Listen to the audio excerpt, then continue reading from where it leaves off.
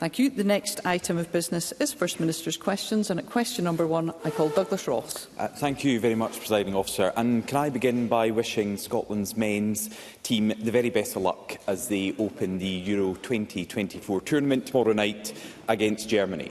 The Tartan Army have travelled in huge numbers to support Steve Clarke and the team, and I know we'll all be cheering them on to success.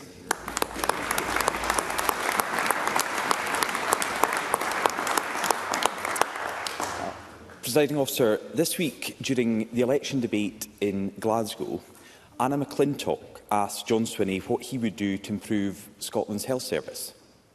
She spoke about her 93-year-old mother, who needed urgent care, but waited 6 hours for an ambulance to arrive, and then another 2 hours outside the hospital before she was admitted.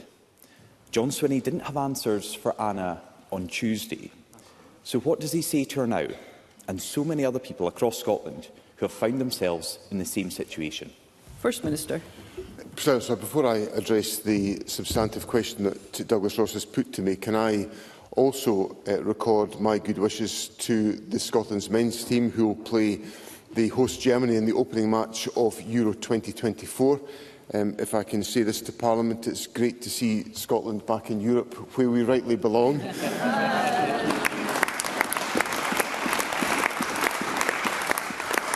As First Minister, I want to wish Steve Clarke's team the best of luck and wish the huge numbers of Scotland supporters making the journey a safe and memorable trip. I know the Tartan Army will be an absolute credit to Scotland, and I know the team will be a credit to Scotland because they have inspired so many of us by their success in getting to Euro 2024. And I look forward very much to being present to encourage the Scotland team on Friday evening and to ensure their success on Friday night. Presiding Officer, Mr Ross raises a significant issue to me, and as I indicated in the debate, the television debate the other evening, that I apologise to Anna McClintock for the experience that her mother had had. One of the challenges that we are facing is about the volume of demand for health service utilisation in Scotland. That is also challenging because of the level of delayed discharges that we have in hospitals, which means that our hospitals are operating at very high levels of occupancy. So what we are doing about that is that we are trying to work with local authorities to tackle the issue of delayed discharge, and we've had extensive discussions. I personally, with the leadership of the Convention of Scottish Local Authorities, and the Health Secretary has followed that up to work to reduce delayed discharges and to reduce congestion within our hospitals. And then, in addition to that, we are obviously investing in our health service to an extent that we now have record levels of staffing to ensure that we can meet the needs and the demands of the population within Scotland. But I acknowledge that not everybody is getting the treatment that they require as quickly as they require it, but there is a very focused effort being undertaken within the government, within our health boards, to make sure that can be delivered in all localities in Scotland. Douglas Ross. The First Minister has apologised again to Anna McClintock, but there are many more people like Anna concerned for the safety and the well-being of their parents and their grandparents. Anna asked the question, is our NHS broken? That's the point she put to the First Minister and other party leaders, and that's the concern of people up and down Scotland. People who can't get a GP or a dentist appointment, people waiting too long for ambulances or to get into A&E departments, people who need urgent care but they can't get it when they need it. All they seem to get from John Swinney and the SNP are excuses. Don't they deserve to hear the solutions? First Minister. I have set out the solutions in my earlier answer to Mr Ross, and the Government is very focused on ensuring the NHS meets the needs of individuals. We all want the NHS to be able to deliver what people require when they require it. And the Government has taken the hard decisions to increase the resources that are available to the National Health Service. Now, if we had, for example, just passed on the consequentials to the health service that had been allocated as a consequence of UK funding formulas, we would have passed on a lower amount of money than we have actually invested in the National Health Service. So we've taken, as a government, hard decisions about increasing tax on higher earners so we can allocate more resources to the National Health Service. Now, I accept that even having undertaken that allocation of increased resources, there remain significant strains in the National Health Service. So the point I was making on Tuesday evening in the discussion in which Mr Ross and I and others were involved is that what we cannot have as an outcome to this election is a continuation of the austerity of the Conservative government, because that would be disastrous for the National Health Service. Yeah. Douglas Ross. The National Health Service here in Scotland has been under the remit of the SNP and John Swinney for 17 years.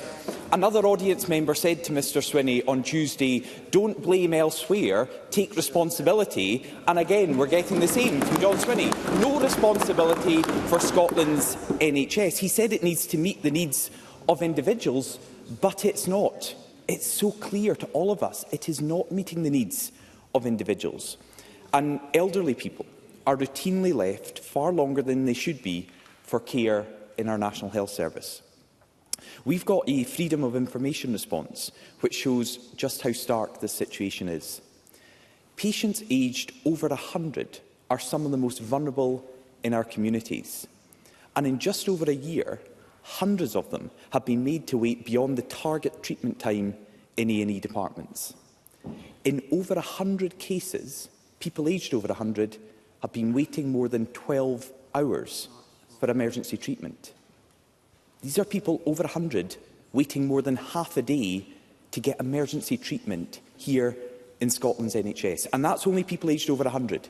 Many more elderly people are waiting in agony too.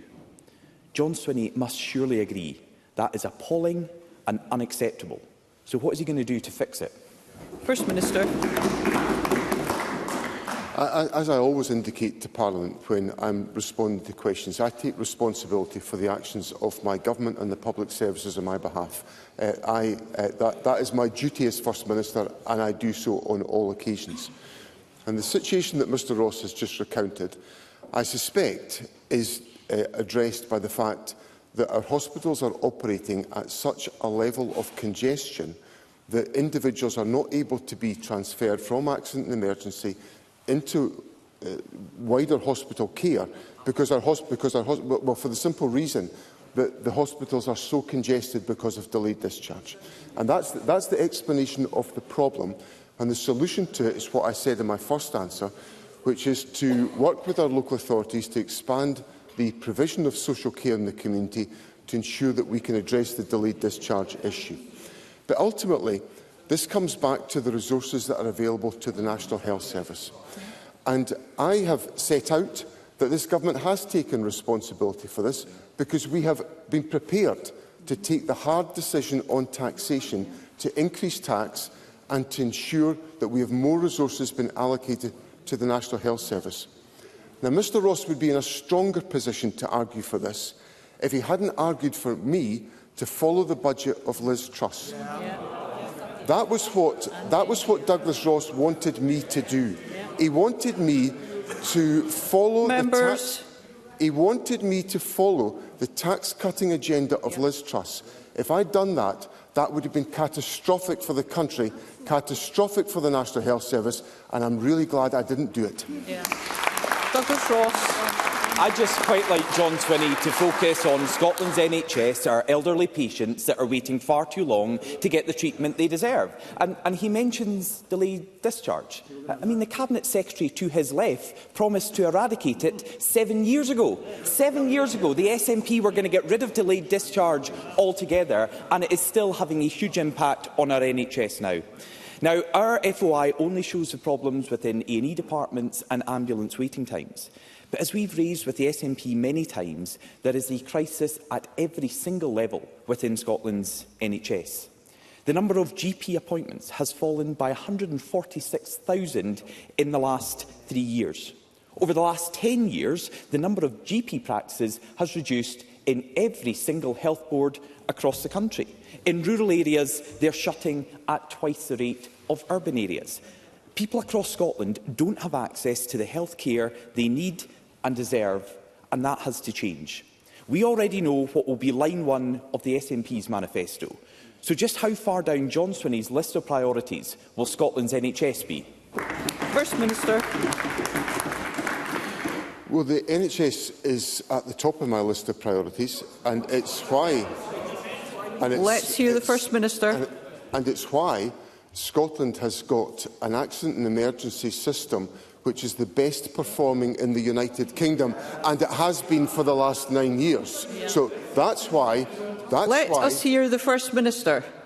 That is why the National Health Service is at the top of my list of priorities. And in relation to general practitioners, we have more GPs per head of population in Scotland than any other part of the United Kingdom, able to provide the care to people in Scotland in various parts of our country. What I'd say to Douglas Ross about priorities is that you can tell how governments act by the resources that they allocate. Yep. And this government has taken the tough decision to increase tax on higher earners so we could invest more in the National Health Service than was proposed by the Conservative government in the consequentials. So what that tells us is the Scottish Government is giving the necessary priority to the National Health Service. And the last thing I would say, Presiding Officer, is this. And Mr Ross asked me about the question of independence, and I will answer his question very directly. Scotland would be in a stronger position to take greater decisions about investment in the National Health Service if we had the full powers of independence to use the resources of our country to create the best future for our country, and I'm proud to represent that position. Question number 2, Anna Sarwar. Thank you, Presiding Officer. Can I join others in wishing Manager Steve Clarke, Captain Andy Robertson, Vice-Captain John McGinn and the entire Men's Scotland team all the very best for the Euros, and also wish the Tartan Army a safe and enjoyable visit to Germany. Presiding Officer, before I was elected, I worked in our NHS as a dentist, just one part of our NHS which is currently in crisis. And earlier this week, I visited a practice in Fife, and much to their frustration, they can't take any more NHS patients. In fact, 4 out of 5 practices across the country aren't accepting new NHS patients, and more people are being forced to go and pay private. And it's not just dentistry, it's all across our health service, and the problem is growing.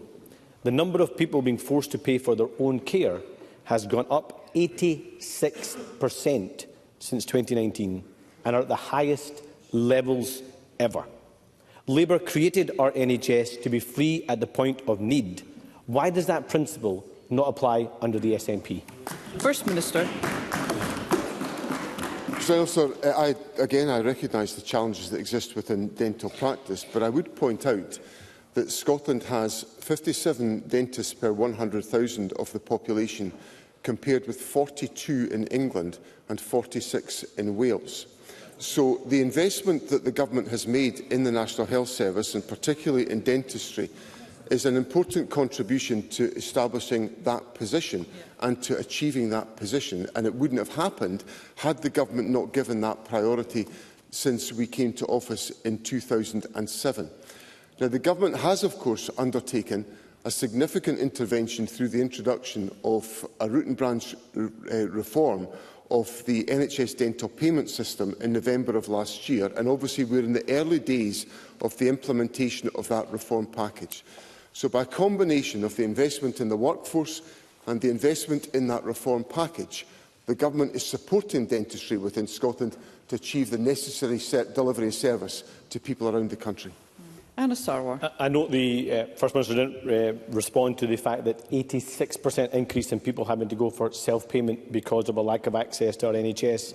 But also, the stats that John Swinney quoted will be zero comfort to people who can't access NHS dentistry are being forced to go private. And I think he needs to get his head out of the sand.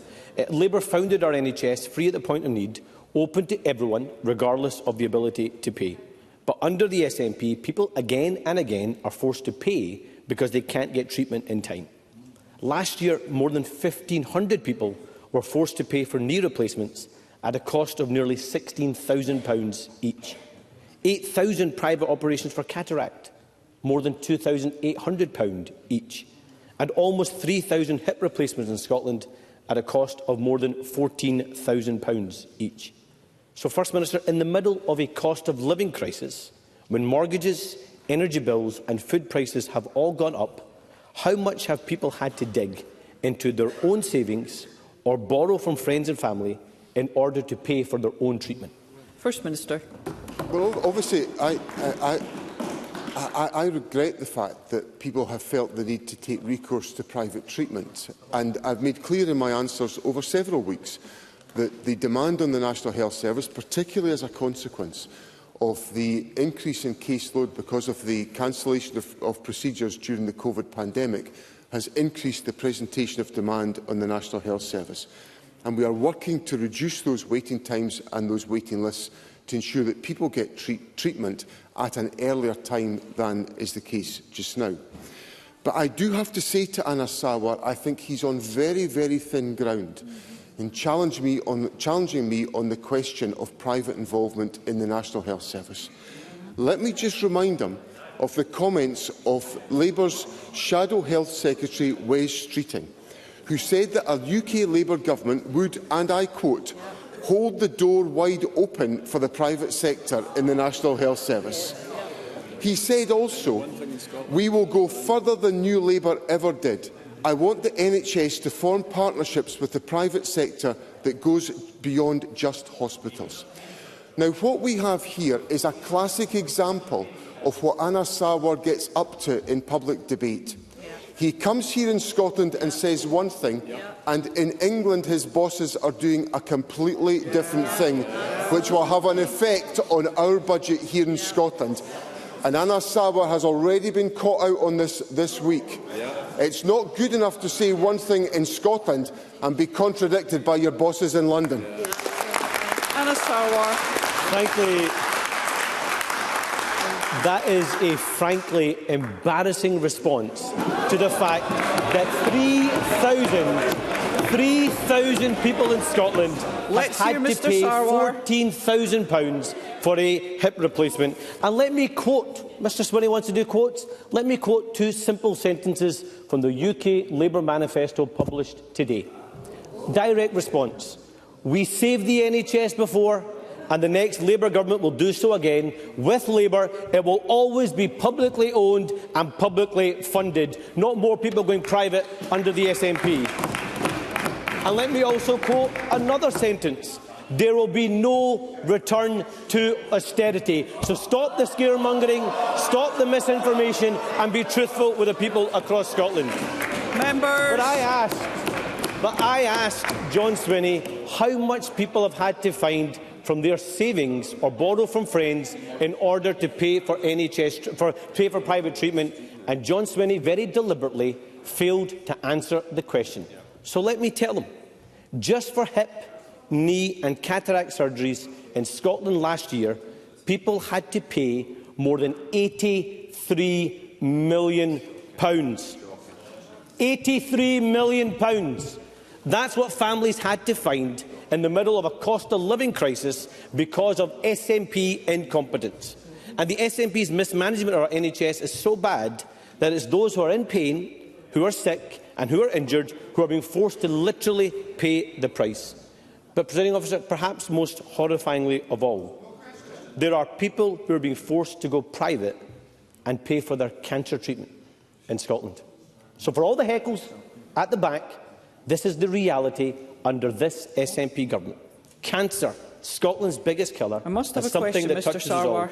Every second wasted in the fight against cancer decreases the chances of survival. Heckling cancer patients having to pay private. Is that the height of the SNP ambition? Mr Sarwar, I'd be grateful if you could please put a question to the First Minister. I'm coming right now to the question, Presiding Officer. Last year, more than 1,000 Mr Sarwar, I will allow one further opportunity. This is my question, Presiding Officer. I certainly hope it is, Mr Sarwar. Last year, more than 1,000 rounds of chemotherapy were paid for privately. Why does the First Minister believe people in Scotland should have to pay for their life-saving cancer treatment, 1,000 rounds, because of his party's failure and incompetence? First Minister. I don't want anybody to have to pay for cancer treatment in Scotland, but I have to face up to the reality of the challenges facing our National Health Service. Let me just give Mr Sarwar a statistic. The rate of people self-funding for private health care in England is 66% higher than it is in Scotland. And in Labour-run Wales, Jackie Bailey says, but it's the Tories. Well, we'll give Labour-run Wales as a comparison. It's 13% higher in Labour-run Wales than it is in SNP-run Scotland. So perhaps it's not a good idea to heckle me when I'm in mid-flow, Jackie Bailey. Now, you see, what this all comes down to is the financial envelope that's available for the National Health Service. And this government has taken the hard decisions to increase tax, to improve the amount of money that's invested in the National Health Service. Now, there was a day where the Labour Party supported us on that, but now they've deserted the pitch. They've run away. On orders from London, the Labour Party in Scotland is now voting against higher taxes on higher earners in Scotland because they've been told by their bosses in London to do exactly that. That will undermine the investment in our National Health Service, and that is why Anas Sarwar has not a scrap of credibility to tell me that there will be no return to austerity under a Labour government. A Labour government has got to make £20 billion worth of spending cuts to pick up where the Tories have left off. It will be continued austerity from Labour, and Scotland should vote against it.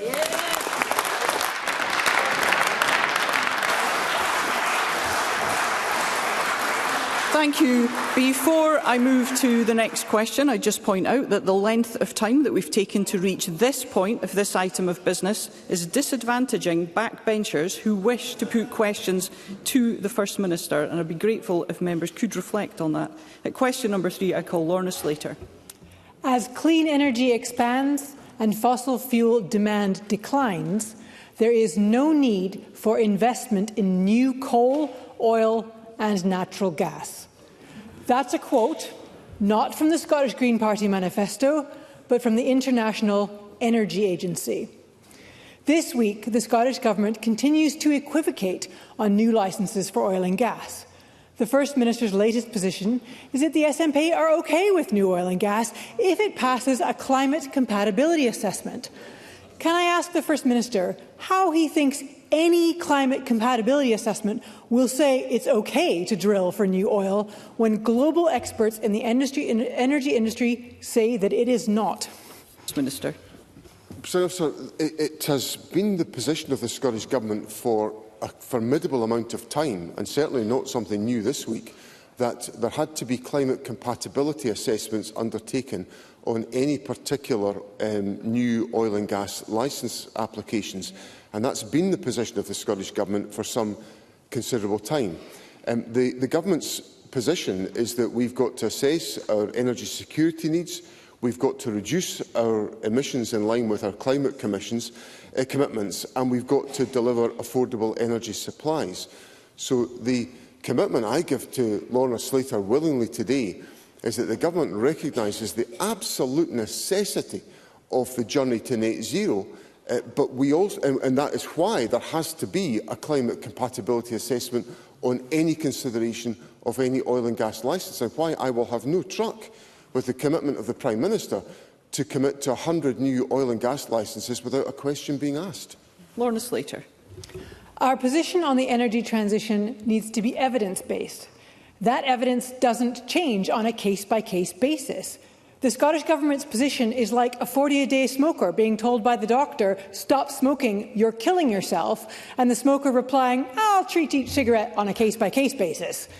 This position is not only threatening our environment, it's putting off investment in the green jobs of the future, which our communities so desperately need.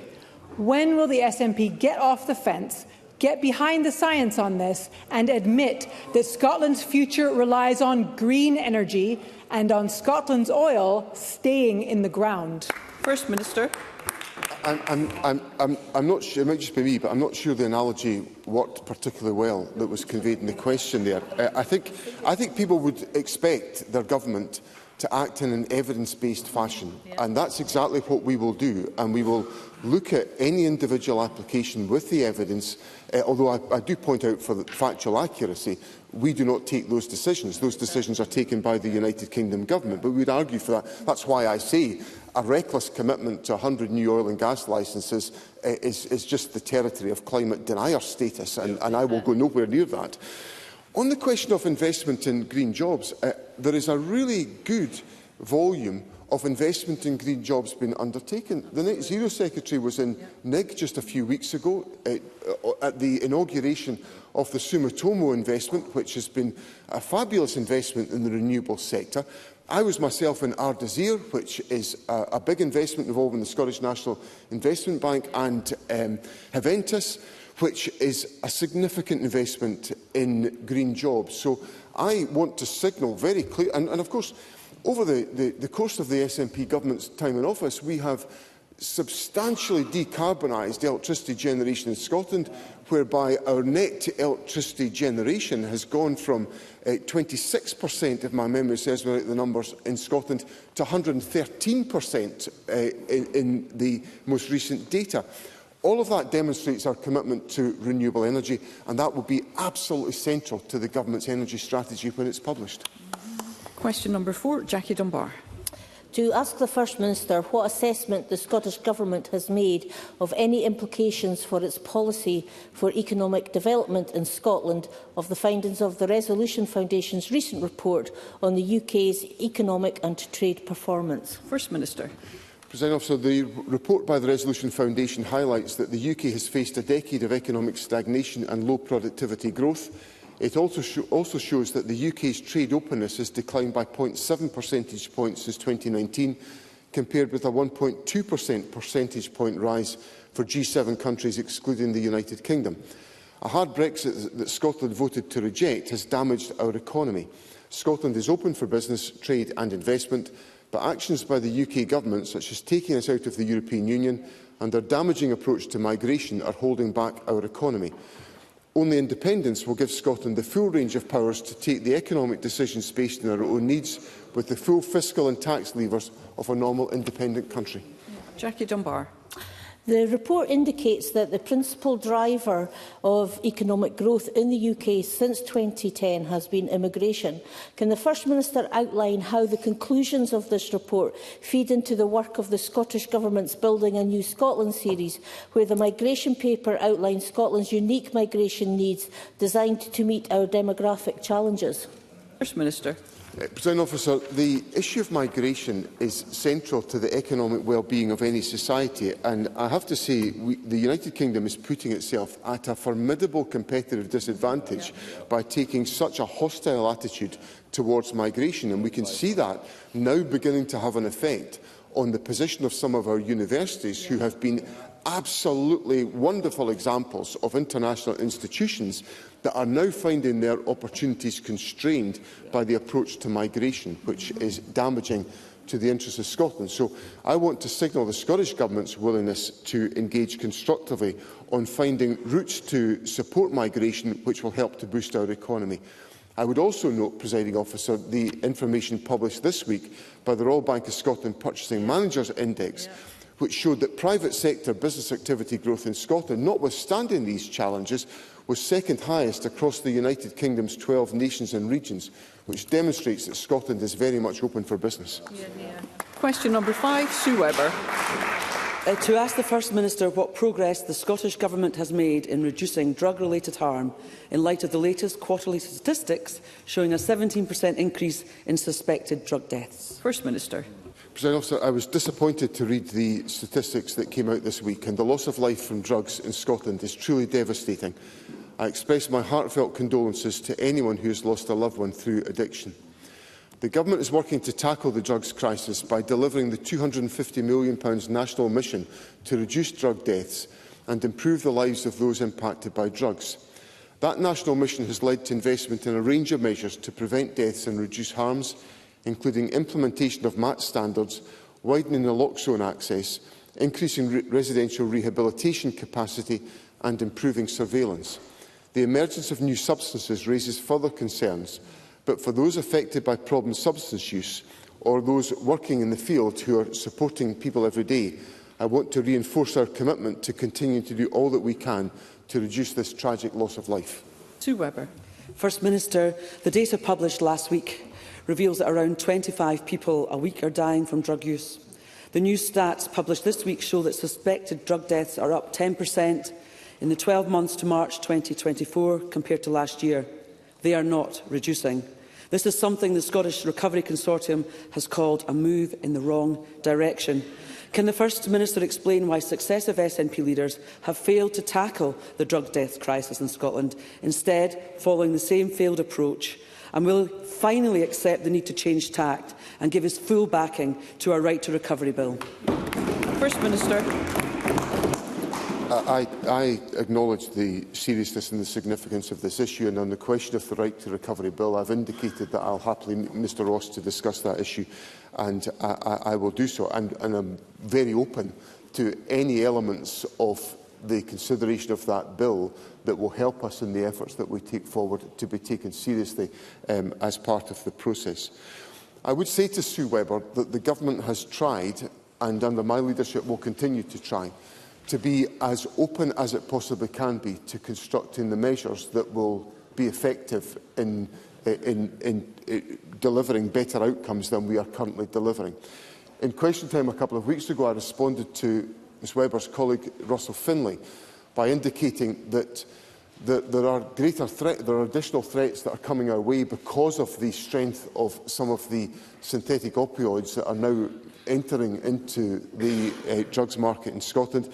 That has to be tackled, and we are trying to tackle that. But I signal the willingness of the Government to engage constructively across Parliament to find the ways and the interventions that will allow us to reduce drugs deaths, because I acknowledge the severity and the seriousness of the harm that is caused to families and to individuals, and I remain open to a wide cross-party discussion on that question. Question number 6, Pauline McNeill.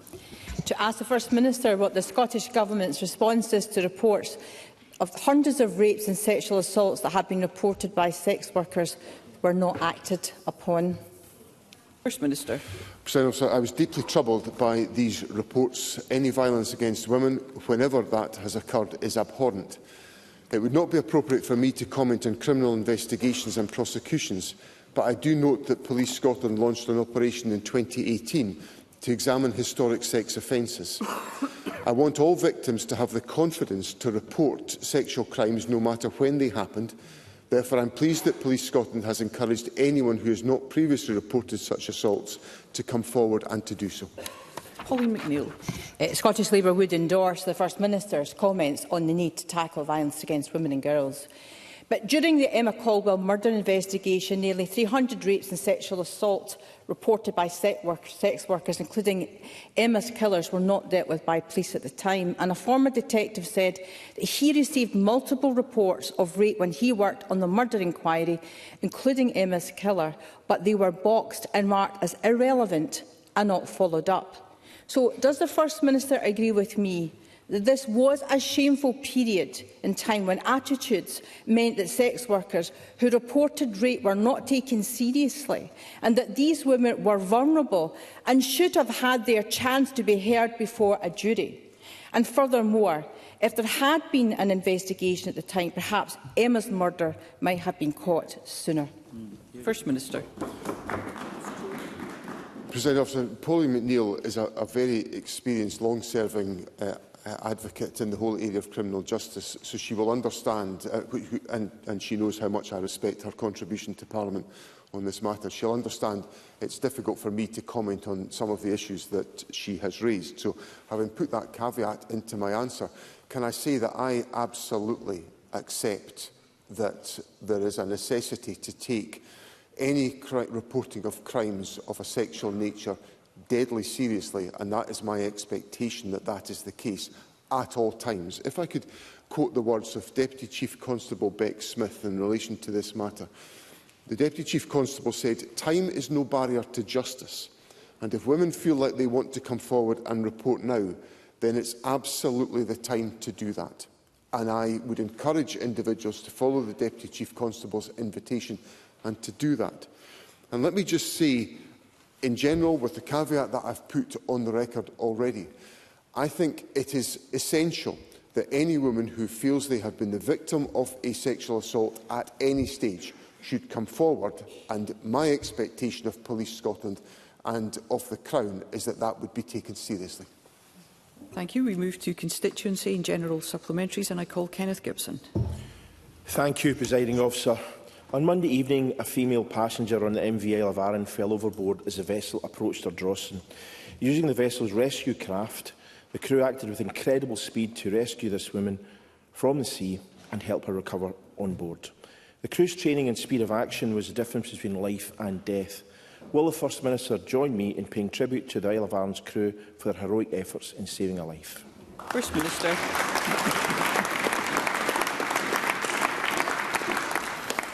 President, I would like to record my personal thanks to the master and the crew of the MV Isle of Arran for the speed and the intensity of the response.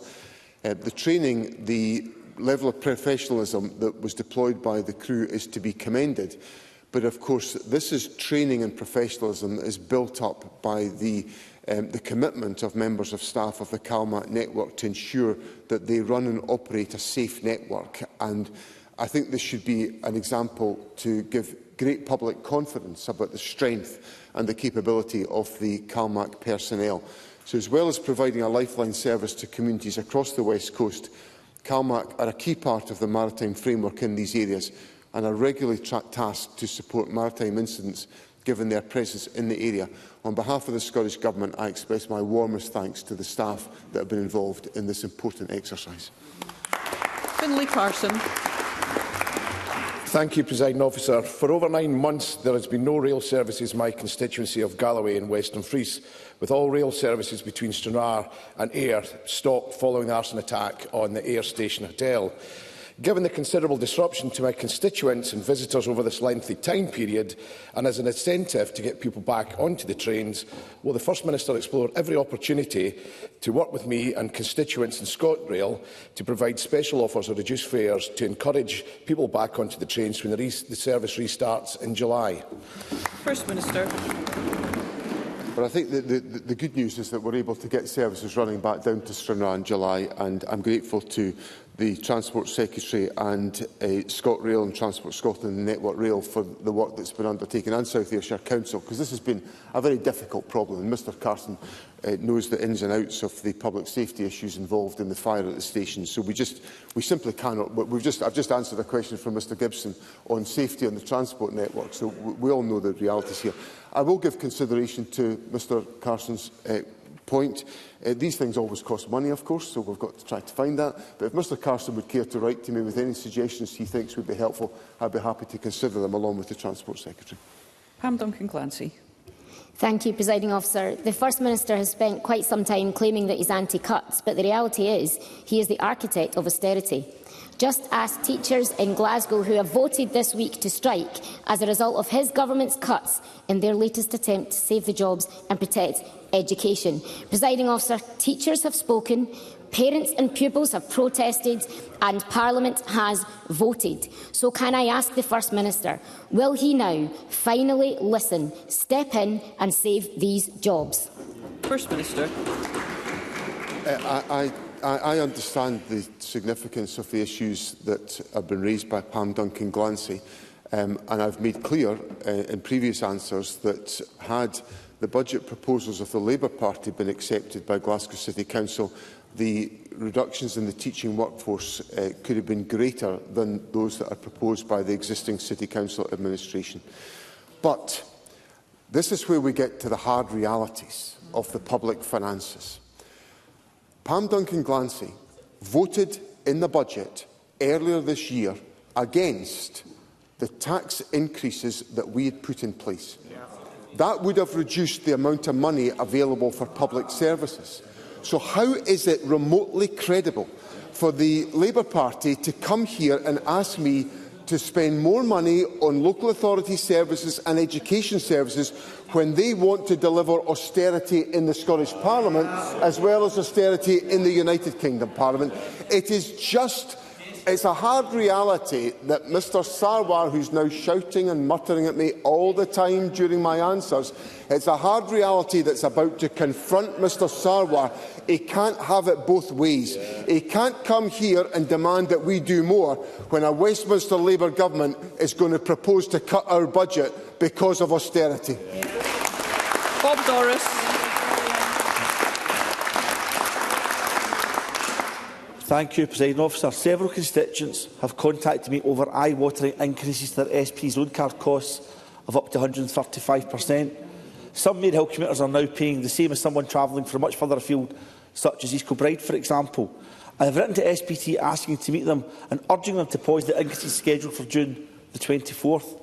Does the First Minister share my concerns over the wholly unacceptable increases for my constituents during a cost of living crisis? And are there potential implications for the Scottish Government's fares review and its ambitions to have capped fares and integrated ticketing? First Minister. President Officer, I'm aware of the issue that Mr Doris raises, and the Transport Secretary has written to SPT about this issue.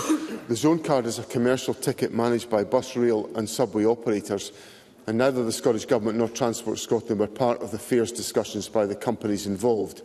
We do want to make it easier and more affordable for people to choose travel by public transport, which will support economic growth, tackle inequality and address climate change. The Fares Fare Review presents a package of measures to make public transport more accessible, available and affordable, with the cost of transport more fairly shared across government, business and society. And I hope that some of the thinking within the Fares Fare Review can lead to a different outcome being taken on what is a very significant issue for Mr Doris's constituents and others in the west of Scotland. Amy Green. Thank you, Presiding Officer. Can I too commend the actions of the crew of the Isle of Arran for the aforementioned incident, but I hope the First Minister will also acknowledge the many ongoing disruptions that are taking place in the West Coast ferry network.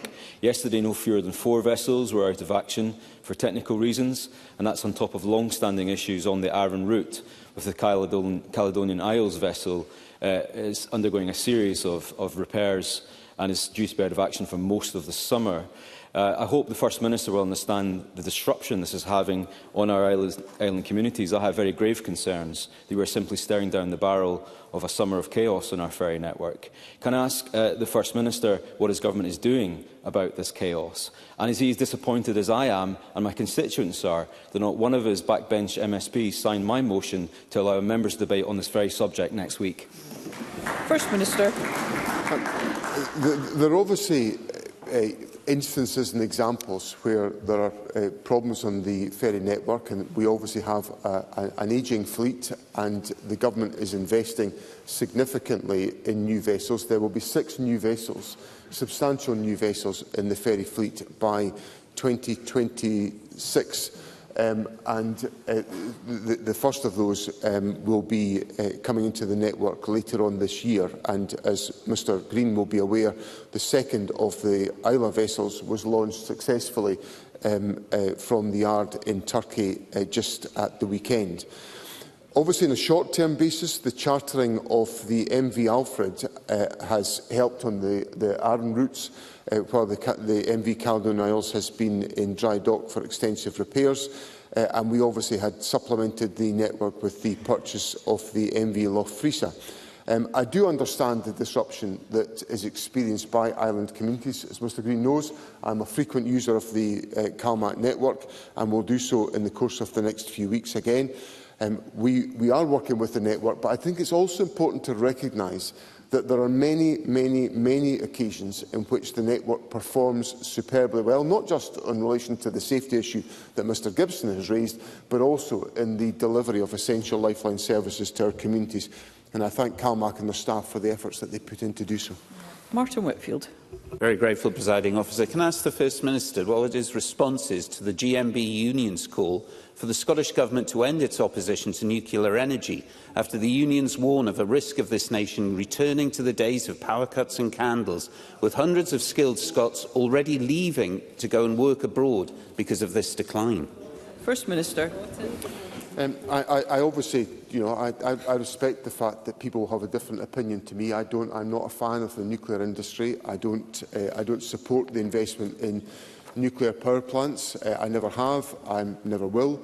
I think the country should focus on creating clean, green, renewable energy resources. We've got a formidable track record of investment in Scotland and a formidable record of transformation within the generation of electricity within our country. What would help us is if we had reform of the electricity market in the United Kingdom, which would perhaps result in a situation where people who were generating the electricity were not, or the areas that were generating the electricity were not having to pay exorbitant energy costs, which is the current proceeds of the UK energy market. And that might be something that Mr Whitfield could take up with his colleagues should they be in the position to influence these issues on the 5th of July and later. And Fergus Ewing. Presiding Officer, it's with great sadness that I must report that another person has lost her life on the A9, and our hearts go out to her family and the others who were also injured in this incident.